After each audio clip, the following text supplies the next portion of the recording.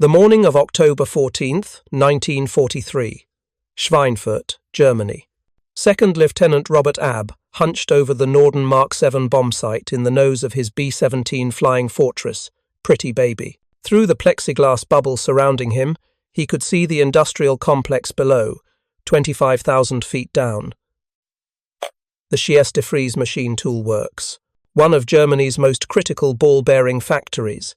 Destroy this plant, American planners believed, and German war production would grind to a halt for months. Abb's hands worked the controls of the device resting before him, a mechanical marvel that the United States Army Air Forces had guarded more zealously than almost any other secret of the war. The Norden Bombsight, the weapon that would win the war through precision alone, the device that could, according to its promoters, drop a bomb into a pickle barrel from 4 miles up. Around him, the sky erupted in deadly black flowers. German flak batteries had their range. Shells burst at precisely calculated altitudes, sending shrapnel screaming through formation. Fragments tore through aluminum skin. Men died. Aircraft shuddered under the impacts, but Abb kept his eye pressed to the telescope, watching the crosshairs track across the target below. The Norden had taken control now. The bombsight's autopilot flew Pretty Baby, making minute corrections that no human pilot could match. Abb's calculations fed into the mechanical computer hidden in the device's metal housing. Altitude, airspeed, wind drift. The gyroscopes spun, holding the platform level despite the aircraft's motion. The analog computer churned through equations, solving for the exact millisecond when gravity and ballistics would align. "Bombs away," Abb called over the intercom. The aircraft lurched upward as 6,000 pounds of high explosives dropped free, beginning their long arc toward Earth. If you're enjoying this deep dive into the story, hit the subscribe button and let us know in the comments from where in the world you are watching from today. Behind Pretty Baby, 59 other B-17s would not return from Schweinfurt that day. Shot down by German fighters, consumed by flak, destroyed before their bombardiers could even reach the release point. Black Thursday, they would call it later. The single worst day for American bomber crews in the entire war. 291 bombers had set out that morning. 60 were destroyed, 5 more crashed on return. 600 airmen gone in one mission. And the bombs that did fall? Post-strike reconnaissance would reveal a devastating truth. Despite the Norden bombsight, despite the autopilot, despite the gyroscopes and the mechanical computers and the mathematical precision built into every component, despite everything the United States had invested in creating the most accurate bombing system ever devised, only about 32% of the bombs dropped that day landed within 1,000 feet of the pose. Aiming point. 1,000 feet. Not the promised pickle barrel. Not even the promised building. In many cases, not even the correct factory complex. The Norden bombsight, America's $2 billion secret, was producing results measured in hundreds of feet of error, and the Germans, who American forces believed knew nothing of this device, had possessed complete plans for it since 1938, 5 years before Schweinfurt. Before America even entered the war, the story of how this happened, how America's most jealously guarded military secret was compromised before a single bomb fell in anger, reveals failures that extended far beyond a single spy. It exposes the dangerous gap between what technology promises and what it can deliver in the chaos of combat. It demonstrates how propaganda and genuine belief in innovation can blind military forces to uncomfortable truths. And it shows how secrecy itself can become the enemy when it prevents honest assessment of capability.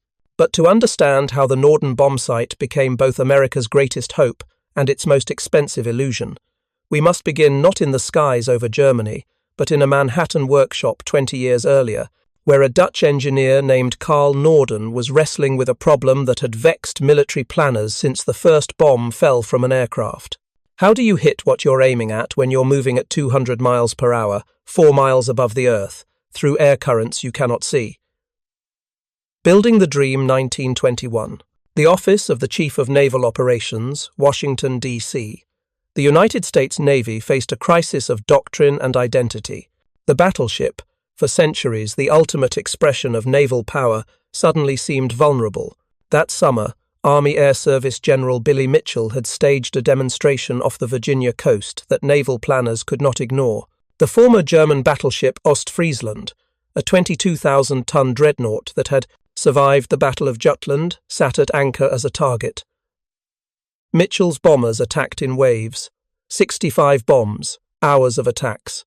The massive ship absorbed punishment that would have destroyed lesser vessels. And then, finally, the great battleship rolled over and sank. Naval officers dismissed the demonstration as unrealistic. The ship had been stationary, no defensive fire, no evasive maneuvers, no damage control teams fighting the flooding. But the demonstration had planted a seed of doubt. If aircraft could sink battleships, then the entire structure of naval warfare might shift. The Navy needed to understand this new threat. Better yet, it needed to control it. The Bureau of Ordnance assigned Carl Lucas Norden to investigate the problems of precision bombing.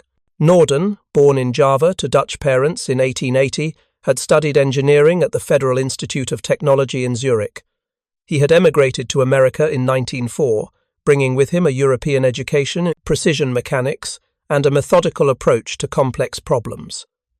Norden understood immediately that bombing accuracy depended on solving multiple problems simultaneously. An aircraft in flight is never stable. It pitches, it rolls, it yaws.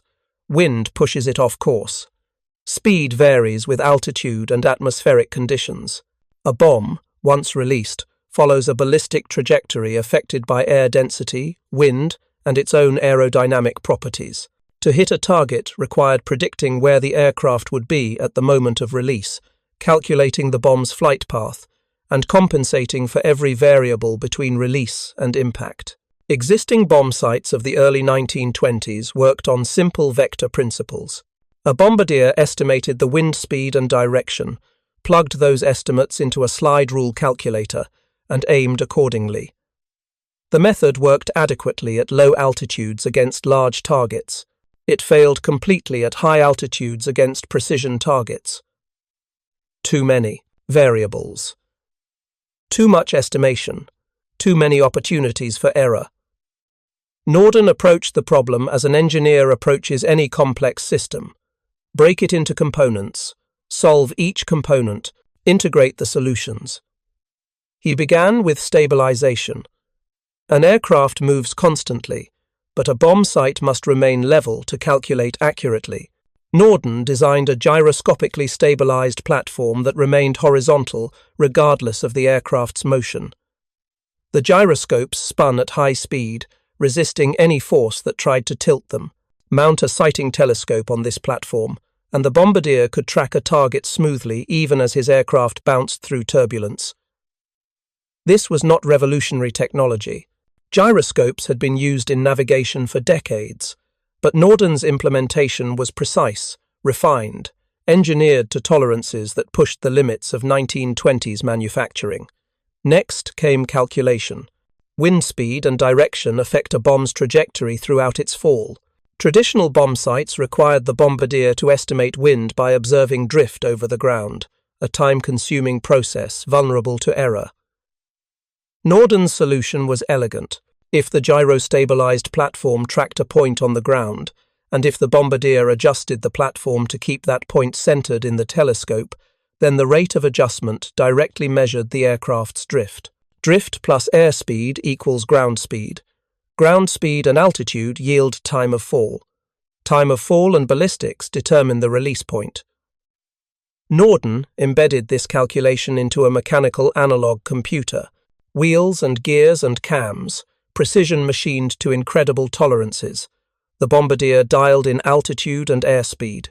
The computer solved the equations continuously, updating the solution as conditions changed. The result was a sighting system that could calculate release points far more accurately than any human could manage with mental math or slide rules. By 1923, Norden had demonstrated a working prototype. The Navy tested it aboard aircraft carriers. results exceeded expectations. In controlled conditions, with clear weather and no opposition, Norden's bombsight placed bombs within 75 feet of the aiming point from 20,000 feet, 75 feet, from nearly 4 miles up. The improvement over existing systems was so dramatic that it seemed almost miraculous. The Navy ordered production models, but Norden was not satisfied. His bombsight calculated accurately, but it still required a human pilot to fly the aircraft steady and level during the bombing run. Pilots varied in skill. Pilots got tired. Pilots flinched when flak burst nearby. Norden wanted to eliminate this final source of error. He collaborated with engineer Theodore Barth to develop an autopilot system that could interface with the bombsight. When the bombardier activated the system, the bombsight would fly the aircraft, making continuous tiny corrections to keep the bomber precisely on course. The pilot became a passenger during the final minutes of the bomb run. The machine flew the plane more accurately than any human could. This system, designated the Stabilized Bombing Approach Equipment, integrated with the bombsight to create a complete solution. The bombardier would locate the target through the telescope, activate the autopilot, make his final adjustments. And then the machine would take over, calculating and flying and timing the release with mechanical precision.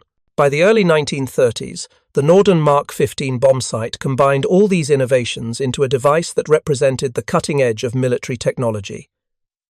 It promised to revolutionize warfare. Strategic bombing had been theoretical before Norden. With his device, it became practical. An air force equipped with Norden bombsights could strike specific factories, specific power plants, specific transportation hubs. It could dismantle an enemy's industrial capacity, piece by piece, without resorting to the indiscriminate area bombing that inevitably killed civilians. This capability aligned perfectly with American military doctrine as it evolved in the 1930s. The Army Air Corps Tactical School at Maxwell Field, Alabama, developed a theory of strategic bombardment built on precision. Identify the critical nodes in an enemy's industrial web, destroy those nodes with surgical strikes, cripple the enemy's ability to wage war without destroying entire cities, win quickly, save lives on both sides, win humanely. The B-17 Flying Fortress, designed in 1934, was built specifically to execute this doctrine. 4 engines for range and altitude, heavy defensive armament to fight through to distant targets, and in the nose, a Norden bombsight to deliver bombs with unprecedented accuracy. The bomber and the bombsight together would make precision strategic bombardment a reality. The Army Air Corps took delivery of its first Norden bombsights in 1932. They quickly became the standard equipment for American heavy bombers. Doctrine evolved around the device. Training programs were built to teach bombardiers its operation. War plans assumed its capabilities. The Norden became inseparable from American air power, and because the device seemed so revolutionary, because it promised such advantage, because American planners believed it could change warfare itself, the Norden bombsight became one of the most closely guarded secrets of the pre-war period. Security measures surrounded every aspect of the device's production and deployment. Bombsights were stored in special vaults when not in use. Armed guards accompanied any movement of the devices. Bombardiers took oaths of secrecy, swearing to protect the technology with their lives. They were ordered to destroy the bombsight if their aircraft went down over enemy territory. Special thermite grenades were provided for this purpose. If capture seemed imminent, the bombardier was to ignite the grenade and melt the bombsight into useless slag rather than let it fall into enemy hands. The classification level was extraordinary. Workers who built components often didn't know what they were making. Different companies manufactured different parts. Final assembly occurred under heavy security. The public knew nothing of the device's existence until 1944, well into the war. Even then, details remained classified. This security wasn't merely military prudence. It was marketing. It was propaganda. It was institutional belief. The Air Corps needed the Norden to justify its push for independence from Army command. If bombers equipped with this technology could win wars, then air power deserved to be a separate service, funded independently, commanded by airmen who understood the revolutionary potential of strategic bombardment. The mythology grew. Stories circulated about the Norden's incredible accuracy. Drop a bomb into a pickle barrel from 20,000 feet. The phrase became a slogan. No one questioned whether it was literally true. No one asked about combat conditions versus peacetime demonstrations. The belief became self-reinforcing. The Norden was secret, therefore it must be powerful. It was powerful, therefore it must remain secret. Carl Norden himself fostered this mythology. He was a difficult man, exacting and perfectionist. He maintained tight control over his company, the Carl L. Norden Company, operating from a facility on Lafayette Street in downtown Manhattan. He demanded absolute precision in manufacturing. Parts were machined to tolerances measured in 10,000ths of an inch. Ball bearings were so critical that Norden established his own bearing company, Baden, to ensure quality control. He personally trained workers in proper manufacturing techniques. This obsession with precision extended to secrecy. Norden restricted information even within his own company.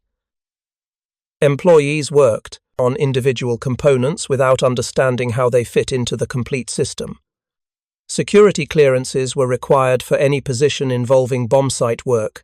The Manhattan facility operated behind closed doors, producing America's secret weapon in batches measured in dozens. But in the summer of 1937, that security began to fail in ways that no one at the Norden Company could have anticipated.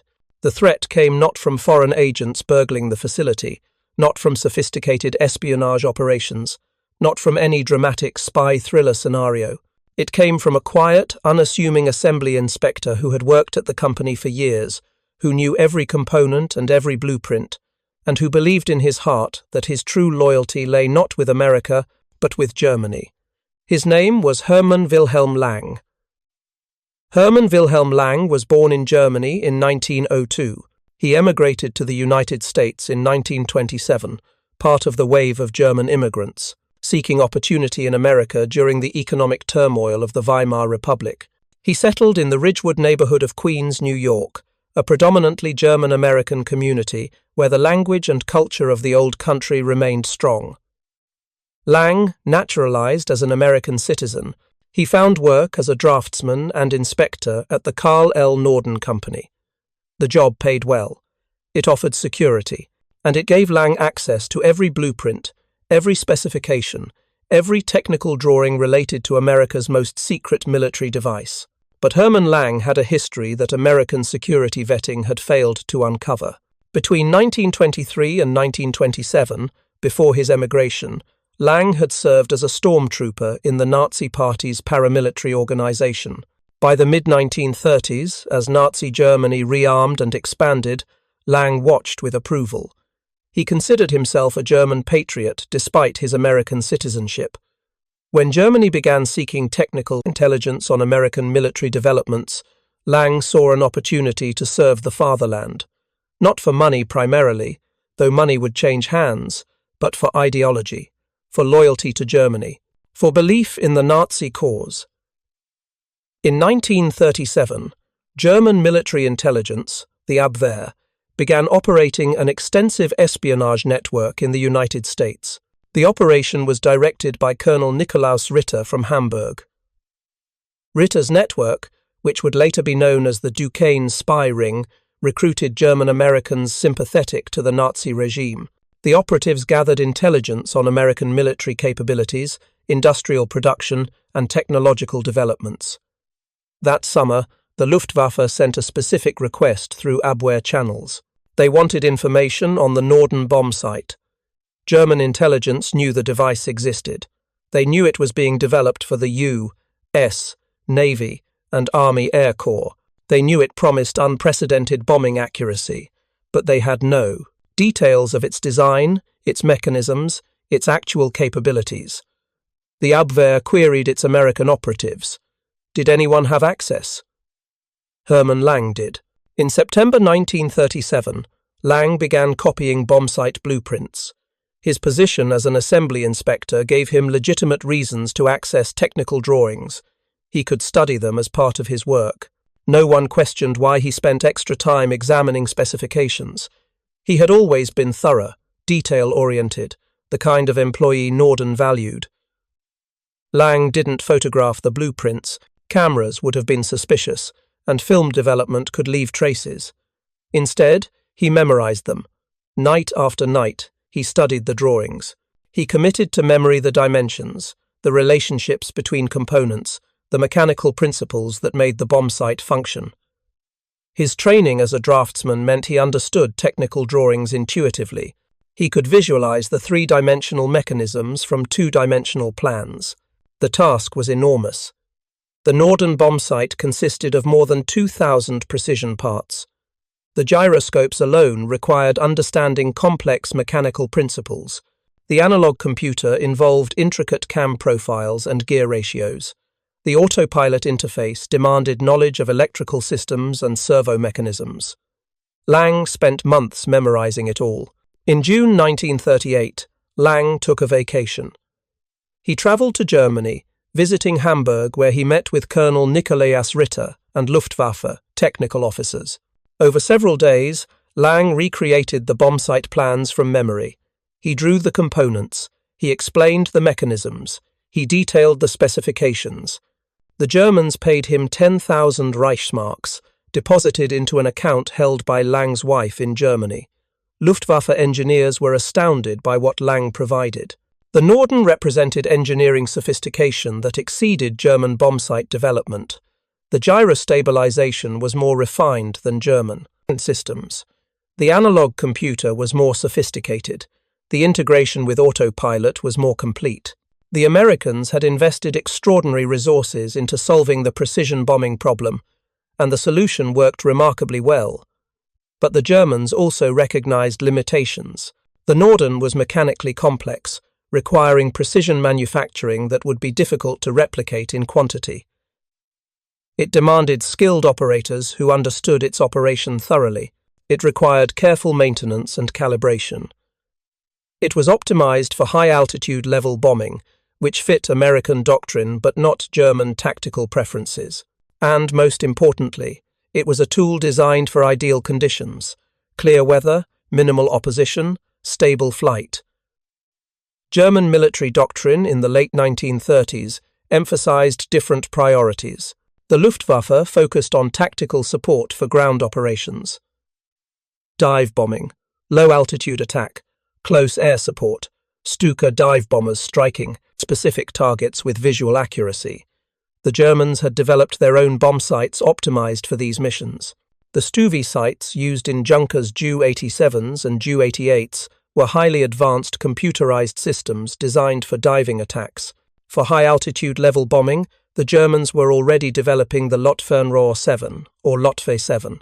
This bombsight, designed by Carl Zeiss, worked on principles similar to the Norden, but with significantly simpler construction. A single metal housing contained most of the mechanism. Controls consisted of 3 large knobs instead of the Norden's array of smaller adjustments. Operation was more straightforward. Maintenance was easier. Manufacturing was less demanding. The Luftwaffe technical staff built a mock-up of the Norden based on Lang's information. They compared it directly to the Luftwaffe 7. Their assessment was pragmatic. The Norden offered marginal accuracy improvements under ideal conditions. But the Luftwaffe 7 was adequate for German needs, far simpler to produce and maintain, and better suited to the realities of combat operations. The Germans decided not to copy the Norden. They would continue developing their own systems. This decision meant that Lang's espionage, though successful, had limited strategic impact for Germany. The intelligence was valuable for understanding American capabilities. It helped German planners anticipate the bombing campaign that would eventually target Germany. But it didn't change German aircraft design or tactical doctrine. The Luftwaffe continued on its existing path. Hermann Lang returned to the United States and resumed his work at the Norden Company. He continued passing information to German intelligence through the Duquesne spy ring. For 3 more years, Lang's espionage went undetected. American security focused on preventing foreign agents from penetrating the Norden facility. No one suspected that the threat came from within, from a trusted employee, with years of service and an exemplary work record. The Duquesne spy ring operated successfully until 1941, when William Seybold, a German-American who had been recruited by the Abwehr, instead became a double agent for the FBI. Seybold provided information that allowed the FBI to identify the entire network. On June 29, 1941, the FBI arrested 33 members of the ring in coordinated raids across New York and New Jersey. It was the largest espionage prosecution in United States history. Herman Lang was arrested at his home in Queens. Evidence against him was overwhelming. Seybold had recorded conversations. Financial records showed the payments from Germany. Lang eventually confessed to stealing the bombsight plans. He was convicted of espionage and sentenced to 18 years in federal prison. He served his sentence at Leavenworth Penitentiary in Kansas, finally paroled in 1954 after 13 years of incarceration. But the damage was done. By the time Lang was arrested, Germany had possessed complete Norden plans for 3 years. By the time America entered World War II in December 1941, German technical intelligence had thoroughly analyzed the device, and by the time American B-17s began bombing German targets in 1942, the Luftwaffe understood exactly what they were facing. The irony was profound. The United States had spent enormous resources guarding the Norden's secrets: armed guards, vaults, oaths of secrecy, thermite grenades. Bombardiers were told their bomb sites were so valuable that they must destroy them rather than allow capture. The mystique of secrecy reinforced belief in the device's revolutionary capabilities, and all the while, Germany had known the details since before the war began. American military leadership didn't learn of the compromise until after the war. Throughout the conflict, they believed the Norden remained secret. They continued the security protocols. They continued warning bombardiers about protecting the device. They continued believing that American bombing accuracy represented a technological advantage that Germany could not match. This belief persisted even as combat results demonstrated something very different. If you find this story engaging, please take a moment to subscribe and enable notifications. It helps us continue producing in-depth content like this. The Doctrine Meets Reality, August 1942. Lieutenant Paul Tibbets, piloting a B-17 named Butcher Shop, led the first American heavy bomber raid against targets in occupied Europe. 12 B-17s from the 97th Bomb Group attacked the Sotteville-les-Rouen railway marshalling yards near Rouen, France. The target was relatively close to England, within range of fighter escort. Weather was clear. Opposition was moderate.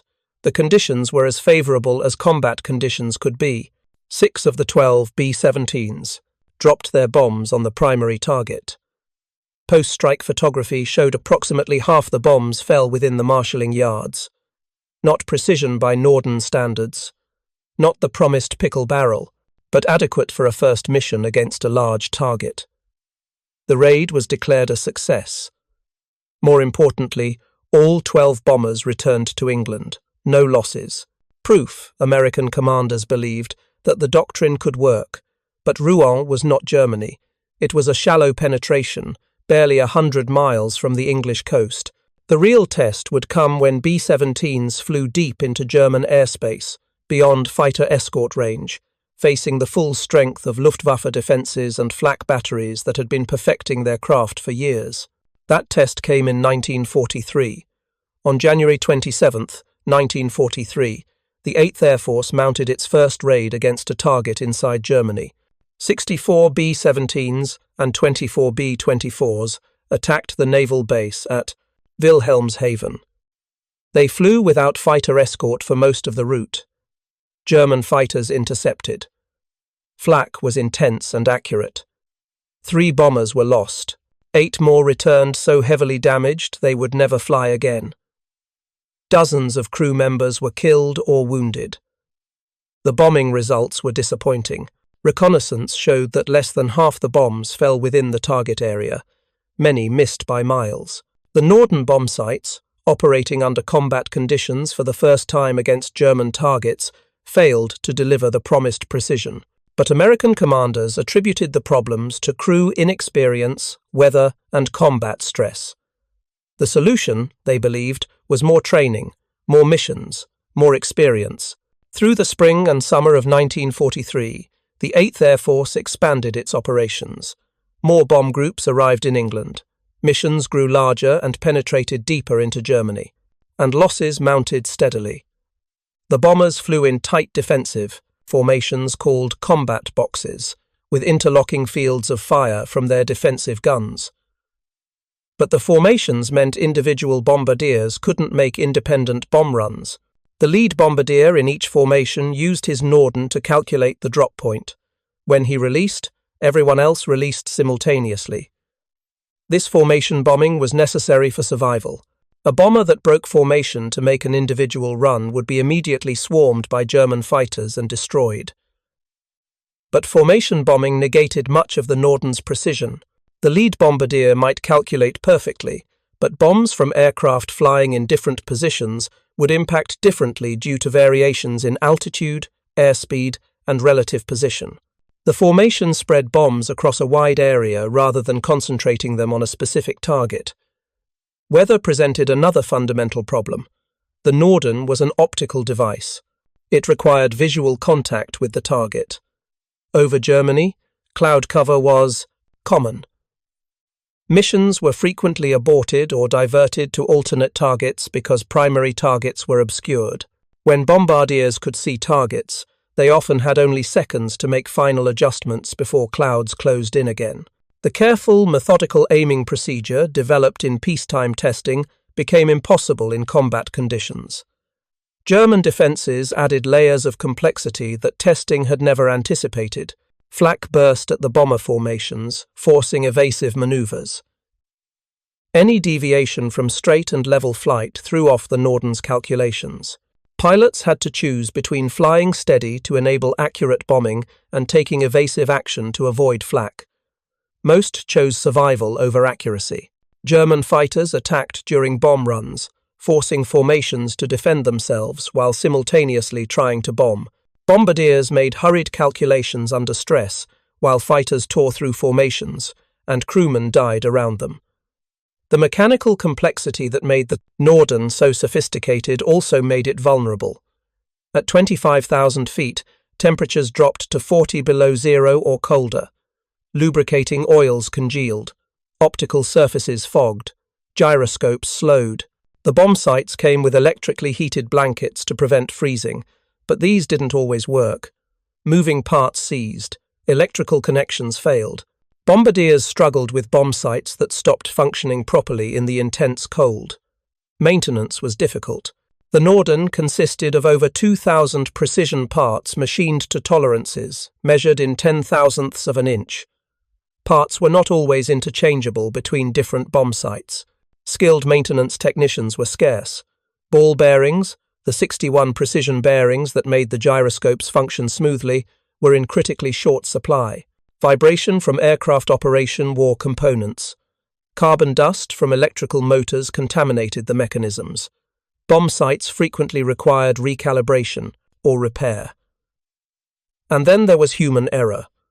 Bombardiers were young men, many barely out of their teens, operating extraordinarily complex equipment under conditions of extreme stress. They had to input altitude, airspeed, and wind drift while flying through flak, while watching other bombers explode nearby, while knowing their own aircraft might be next. They had to make precise adjustments with cold, numbed fingers while wearing heavy gloves. They had to keep their eyes pressed to the telescope sight while the aircraft bounced through turbulence and evasive maneuvers. Even small errors cascaded through the bomb site's calculations. If the bombardier's altitude reading was off by 25 feet, or his airspeed wrong by 2 miles per hour, the bomb would miss by more than 100 feet. In combat, with instruments potentially damaged by vibration or flak hits, with quick glances at gauges while watching for fighters, accurate inputs were difficult to guarantee. And the Norden's analog computer had no way to detect or correct these input errors. Garbage in, garbage out. The results spoke for themselves. Statistical analysis of 8th Air Force bombing operations in 1943 showed that under good visibility conditions with less than 50% cloud cover, the average B-17 group placed only 32.4% of bombs within 1,000 feet of the aiming point. 1,000 feet. 3 football fields. Against precision targets like factories or power plants, this meant most bombs missed the intended structure entirely. The B-24 groups performed slightly worse, placing 30.4% within 1,000 feet. These were the best-case scenarios, clear weather raids with minimal opposition. Under poor conditions, accuracy degraded catastrophically. Several studies revealed that as few as 5% of 8th Air Force bombs fell within 1,000 feet of targets. The average error for 500-pound bombs dropped in Europe was 1,673 feet, more than a third of a mile. Some missions demonstrated spectacular failures. Hundreds of bombs aimed at single small targets, with only 1 or 2 bombs actually hitting.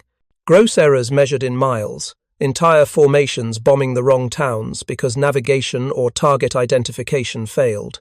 The Norden Bombsight, for all its sophistication, for all its theoretical precision, could not overcome the realities of combat operations over Germany. The most devastating demonstration came during Black Week in October 1943. The 8th Air Force mounted a series of deep penetration raids against German industrial targets: Bremen, Anklam, Marienburg, Münster. And, on October 14th, the second raid on Schweinfurt, targeting the ball-bearing factories that were critical to German war production. 291 B-17s took off that morning. They flew without fighter escort deep into tow, Germany. The Luftwaffe had been expecting them. German fighters attacked in waves, coordinated assaults designed to overwhelm the bomber formations. The fighters came at the bombers head-on, firing cannons and rockets, aiming for the cockpits. They attacked from the sides and below, targeting engines and fuel tanks. They pressed their attacks with suicidal determination, knowing that destroying these bombers was worth the risk. Flak batteries at Schweinfurt had calculated the bombers' likely approach routes and altitudes. When the formations arrived, they flew into pre-targeted killing zones. Shells burst at precise altitudes, sending shrapnel through the packed aircraft. Bombers exploded. They broke apart mid-air. They fell in flames. Crews that managed to bail out parachuted into Germany, becoming prisoners if they were lucky, murdered by civilians if they were not. 60 B-17s were shot down that day. 17 more were so heavily damaged they never flew combat missions again. Of the bombers that did return, most carried dead or wounded crew members. The losses were staggering, unsustainable. If this rate continued, the 8th Air Force would destroy itself in weeks. And the bombing results at Schweinfurt? Despite the Norden bombsights, despite the training, despite the sacrifice, reconnaissance photos showed that only about 1/3 of the bombs fell within 1,000 feet of the aiming points. The ball-bearing factories took some damage, but were back to near full production within months. The strategic bombing campaign had reached a crisis point. After Schweinfurt, the 8th Air Force suspended deep penetration raids into Germany. The doctrine of unescorted daylight precision bombing had failed catastrophically. Bombers could not fight their way to distant targets against determined opposition. The losses exceeded any possible gain. American air power faced a fundamental choice: abandon daylight operations and switch to British-style night, area bombing, or wait for long-range fighter escorts that could protect the bombers all the way to target and back. The Americans chose to wait. Through the winter of 1943 into early 1944, missions concentrated on targets within fighter range. The P-38 Lightning and P-47 Thunderbolt provided escort over France and the Low Countries, but Germany itself remained beyond reach. The strategic bombing campaign that was supposed to cripple German industry had been reduced to tactical operations against peripheral targets. The salvation came not from improved bombing accuracy, not from better bomb sights, but from a fighter that could fly as far as the bombers. The P-51 Mustang, equipped with drop tanks for extended range, entered service in early 1944. The Mustang could escort B-17s all the way to Berlin and back. With fighter protection, bomber losses dropped dramatically. Deep penetration raids resumed. The strategic bombing campaign continued. But the Norden Bombsight still couldn't deliver precision. Even with fighter escorts suppressing German opposition, even with improved tactics and formation procedures, accuracy remained measured in hundreds of feet. The Army Air Forces adapted by increasing the number of bombers per mission. If individual accuracy was limited, mass could compensate. 1,000-bomber raids, hundreds of thousands of tons of bombs. Overwhelming force replacing precision. The doctrine evolved toward what was, in practice, area bombing despite its precision label. Entire industrial complexes were targeted rather than specific factories. Entire city districts housing war industries were saturated with bombs.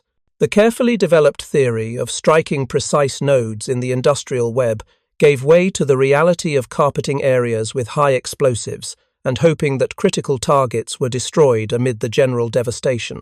German civilians paid the price for this. Evolution. Hamburg, Dresden, Berlin, Cologne. The American daylight raids, combined with British nighttime area bombing, killed hundreds of thousands of German civilians and destroyed countless homes. The humanitarian precision bombing that the Norden was supposed to enable never materialized. The civilian casualties that American doctrine promised to minimize occurred anyway, the inevitable result of bombing measured in hundreds of feet of error against targets in populated areas. Post-war analysis by the United States Strategic Bombing Survey examined the effectiveness of the air campaign. The survey found that strategic bombing had indeed damaged German war production and diverted resources to air defense, but the effects had been achieved through mass and persistence, not through the precision that pre-war doctrine had promised. German industry adapted, dispersed, and continued producing until Allied ground forces physically occupied the factories. The survey calculated actual bombing accuracy across the entire war. The Norden Bombsight, under average combat conditions, achieved a circular error probable of approximately 1,200 feet. That meant half of all bombs fell within 1,200 feet of the aiming point, and half fell farther away. This was not substantially better than radar bombing systems that required no visual contact with targets. The supposedly revolutionary optical precision had proven no more accurate than cruder methods. The limitations were not unique to American systems. British bomb sites faced similar problems. German bomb sites achieved comparable accuracy. Japanese forces never developed anything approaching Norden sophistication, but their actual results in combat were not markedly worse. The fundamental problem was not the specific technology, but the inherent difficulty of precision bombing with unguided munitions from high altitude through opposition. By 1945, the Norden Bombsight had become what one engineer described as a very expensive way to miss. The cost of developing, producing, and fielding the Norden had reached $1.1 billion, approximately the same amount spent on the Manhattan Project, over two-thirds of the cost of developing atomic weapons, more than a quarter of the total production cost of all B-17 bombers. This enormous investment produced a bombing system that, under combat conditions, could not hit a specific building with any reliability. The Norden Bombsight's true legacy lies not in the bombs it helped drop, but in what it reveals about the dangerous gap between technological promise and combat reality. American forces spent over $1 billion developing a device that German intelligence had compromised before the first mission. They wrapped it in secrecy so complete that honest assessment became impossible. They built doctrine around capabilities that existed only under ideal conditions. And they sent young men to die believing their sacrifices would enable precision that the technology could never deliver. Carl Norden died in 1965, his reputation intact, his bombsight celebrated as a war-winning weapon. Hermann Lang was released from prison in 1954 and lived quietly in New York until his death in 1987. The Norden remained in service through the Korean and Vietnam Wars, finally replaced when laser-guided munitions achieved the precision that mechanical bomb sights had only promised. The lesson endures. Technology alone cannot guarantee victory. Secrecy can blind you to your own weaknesses, and sometimes the most expensive solution delivers no better results than simpler alternatives. The Germans knew about the Norden all along. It didn't matter. Combat reality defeated American assumptions far more effectively than any enemy intelligence ever could.